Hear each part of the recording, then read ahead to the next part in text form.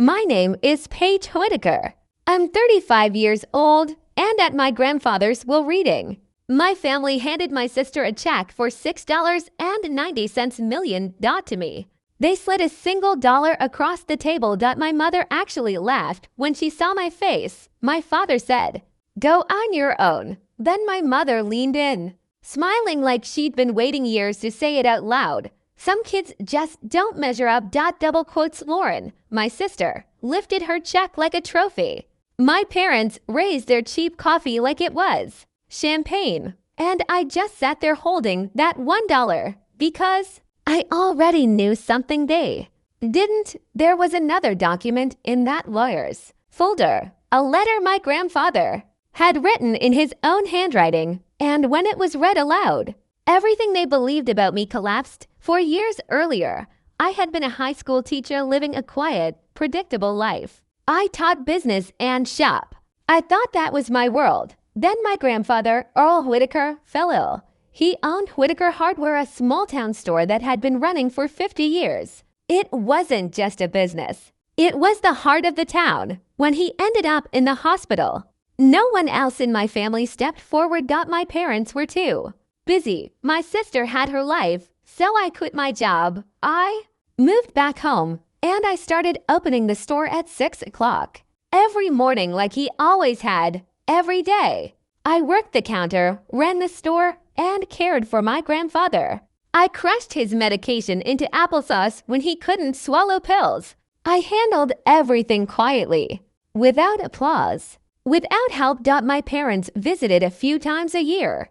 They never asked about his health. They asked about the land, about the value. About selling. My sister came more often, but only when she needed money. Every visit ended the same way. She left with a check and a comment about how the store was a money pit to them. The business was just property. To me, it was everything my grandfather had built. And slowly, I realized something uncomfortable. They weren't showing up because they cared. They were showing up because they were waiting for him to die one night. My grandfather looked at me and said something I didn't fully understand at the time. "They'll come for everything when I'm gone," he said. "They see money, not meaning." Then he asked me a question that changed my life. "If I make sure the store is protected legally, will you keep it running?" I said yes. What I didn't know was that he already had a plan, a very careful one, 2 years before the will reading. My grandfather secretly sold me the store. Not as a gift. As a legal sale, a proper buy-sell agreement. Signed while he was fully competent, verified by a doctor, witnessed, notarized, completely airtight. I didn't pay upfront. Instead, I signed a promissory note and agreed to pay it off over time from the store's income. In other words, I already owned the store. I had for years, but nobody knew, not my parents, not my sister. Not anyone. My grandfather told me not to say a word because silence was protection.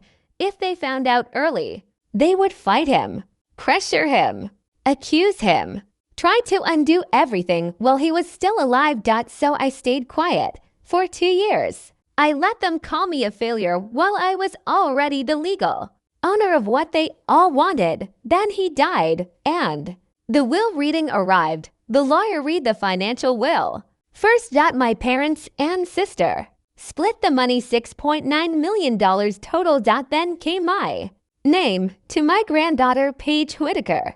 I leave the sum of $1. A literal dollar bill was placed in front of me. My mother laughed out loud. My sister smirked like she had won. My father said, almost kindly, "Go on your own." And I simply nodded. Double quotes, "Thank you," I said, because I wasn't finished yet. The lawyer opened the second envelope. "This is a letter from your grandfather," he said, to be read in full, and the room changed immediately. "To my family, it began. By now you have heard the distribution of my estate. I hope it brings you comfort." My mother still looked amused. My sister still looked victorious. Then the lawyer continued, 2 years ago, I sold Whitaker Hardware and the land to my granddaughter, Paige Whitaker. While I was of sound mind and fully aware of my decision, the room froze. The lawyer kept reading. "This was not part of my will because it was never part of my estate. It was already sold, legally. And documented, my sister stopped smiling. My mother's face tightened. My father looked up for the first time. The letter continued, the store stays with whoever opens it every morning. The lawyer lowered the page. Silence. Then chaos. My mother snapped first. No, that's not possible. She manipulated him.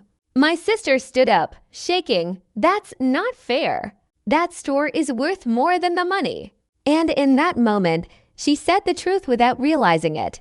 They had always known the store was the real inheritance. They just never thought I'd be the one who actually got it. The lawyer calmly placed the documents on the table. A doctor confirmed his mental capacity, he said. The transaction was completed years ago. This is not contestable. Just like that, the fight was over before it began. I finally spoke. He wasn't manipulated. I said quietly. He was paying attention. And that was it. No shouting was needed. No argument. The truth didn't need volume. Before I left, I stood up and looked at them. You can keep the money, I said. He wanted you to have it. Then I picked up the dollar bill, slipped it into my pocket, and added, but the store is mine. And it always was. I walked out of that office and drove straight to Whitaker Hardware. I unlocked the door, turned on the lights, and stood behind the same counter my grandfather once stood behind for 50 years. For the first time, I didn't feel invisible. I felt exactly where I was supposed to be.